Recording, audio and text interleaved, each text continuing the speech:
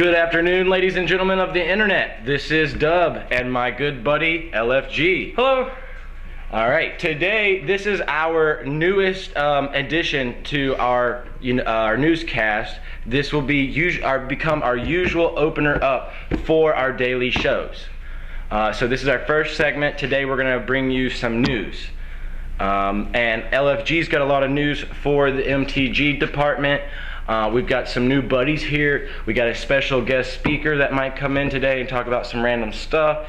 And on top of that, this table back here that you can kind of see, we have a whole bunch of stuff on this table with random items and all kinds of topics we're going to talk about today. So we have a lot to get done in these next 3 hours. If we're going to bring you everything we want, we're going to have to be speedy. So take it away with our latest MTG news. Thank you so much, Dub. Yes, my name is Low Flying Goose, and this is the first time you get to see my face. It's so beautiful. Anyway, alright, so, Magic news. Recently, they unbanned Land Tax, a card from Legends. It's rather old, and honestly, I can't believe why they unbanned it, because the card's kind of silly. Right. If you don't know what it does, it's a white enchantment from Legends that says, at the beginning of your upkeep, if you control less lands than your opponent, you may search your library for up to 3 basic lands, reveal them, put them into your hand, and then shuffle. This seems kind of silly, and this card went from $9 to about $45, $60, depending on which printing you get. Apart from that, the Magic 13, the M13 core set is coming out soon, and they've started doing spoilers. Oh, they've been doing spoilers. The only cards that I can remember off the top of my head are Omniscience in blue, which is 7 mana, 3 blue, so 10 total, and it says you get to play instants of sorceries for free from your hand. Seems kind of nuts. Yeah. 10 mana though. It's a little bit of an investment, but if you get it off, ooh. How are you gonna mana ramp to that quickly? You know. In Legacy, they've got the High Tide deck. Oh, okay. Might work. Wyatt, opinions. All right. Gonna be good. All right. That's one of our guest speakers over there in the middle of the game. But thank you for spoiling it. Yeah. Well, you sure. We got another one in here. So all right. Just stay tuned. We also have what? The hell are you doing? Anyway. Okay. We also have 2 new Planeswalkers that they are printing. Hell yes. 2 new Planeswalkers. Do you know what they are, or should I say it? One of them is Koth of the Hammer. Wrong. No? That was Skarsmir. Wow, damn. You suck. Damn it. M13 gives us 2 new Planeswalkers, a white one and a black one. A Johnny Caller of the Pride, which is a new version of a Johnny Goldmane, and Liliana of the Dark Realms. My favorite. Which is a new version of Liliana Vess. Liliana of the Dark Realms now costs 4 mana, and her abilities are all about black mana ramp. It's pretty good. Oh, she's not about discarding anymore? Huh? Her first ability lets you find a swamp. The second one buffs or kills a creature, and then the third one is swamps tap for quadruple black. Seems pretty good. Wow, so it makes your lands Dark Rids? No, Cabal Coffers. Oh, okay. Well, okay. Apart from that, we also have a Johnny Caller of the Pride. He's a 3-mana Planeswalker with 4 loyalty. That's a pretty good graph. I like it. His +1 lets you put a 1/1 counter on a creature you control. His -3 is kind of like Elspeth Knight Errant. It gives it flying and double strike. It's really good. Yeah, that's pretty good. And then his last one, you get a 2/2 cat for X, where X is your life total. How's that sound? Well, wait, hold on. How would you? How's that sound? I think that sounds really good, but how would you compare their ultimate ability to like the Koth and the other guy, where they have emblems as their ultimate? It gives you an emblem that sits there. Well, I mean, you know, a Johnny seems like just a combat trick. He lets you, in Modern or Legacy, lets your Tarmogoyf be really, really scary. In Standard, well, your Delver Secrets can hit twice. Probably. That seems to be just about it for Johnny. I like his ultimate. You make a bunch of cats, but they'll just kill it. I'm pretty sure Pyroclasm, Slagstorm, Wrath, Day of Judgment, anything that wipes the board will just kind of soil your pants. Yeah, I would be. Well, because you're going to invest a lot, and then it's just going to get, someone's going to wipe the board. Someone has those in their average The token example that I think of is like Massacre Worm. Just, I get a 2/2 cat I get like 20 2/2 cats. Cool, you get to lose 40 life, because now you're dead. Yeah. One of the He's red always cards. About life. That's what's so cool. It's so much life, kind of, until it puts you into submission almost. Kind of. The ultimates for each of them are different. A Johnny Goldmane lets you get a Sarah avatar. A Johnny Vengeance blows up for lands, and then this guy, he just White Sun Zenith gets you a bunch of cats. Which is cool.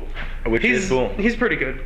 One of the red cards that I saw from M13 is World Fire. You get to exile all permanents, hands, graveyards, and everyone's life total becomes 1. Ooh. Ouch. Yeah. For 6 and then triple red, it's like 9 mana, but the first thing I think of is like Kelda Marauders or something. Rift Bolt. Rift Bolt. Yeah. I heard a Rift Bolt from the crowd.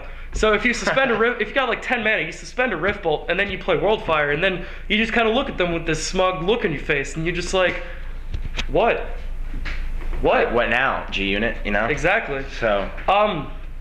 Back to the banning. They since they unbanned land tax, that card went from about $9. I think I already said this.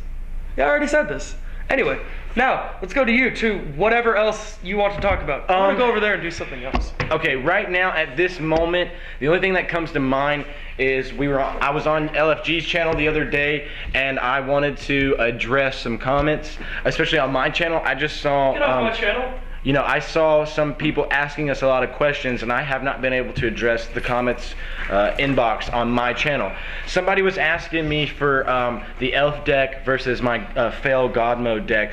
What is the draw mechanic that is allowing me? What are the 2 mechanics that are allowing me to untap all my artifact lands? That's Clockwork of Omens, I believe. Clock of Omens? Clock of Omens, yes. That's where I'm getting my tapping mechanic from, and the draw mechanic, I think I might have messed up in that video, but I just wanted to address that comment because I am going to go back, break down that deck, and I'll show you, because I think there's only 2 cards in there that give me a draw mechanic, or either it's a scry card. That video was old. Yeah, this was an old video. Yeah, someone went through the archive of my starter videos, and it doesn't even have a title. It's not even optimized, but someone did leave a comment there. So, you know, I just thought if that person's following us, you know, that I addressed their question.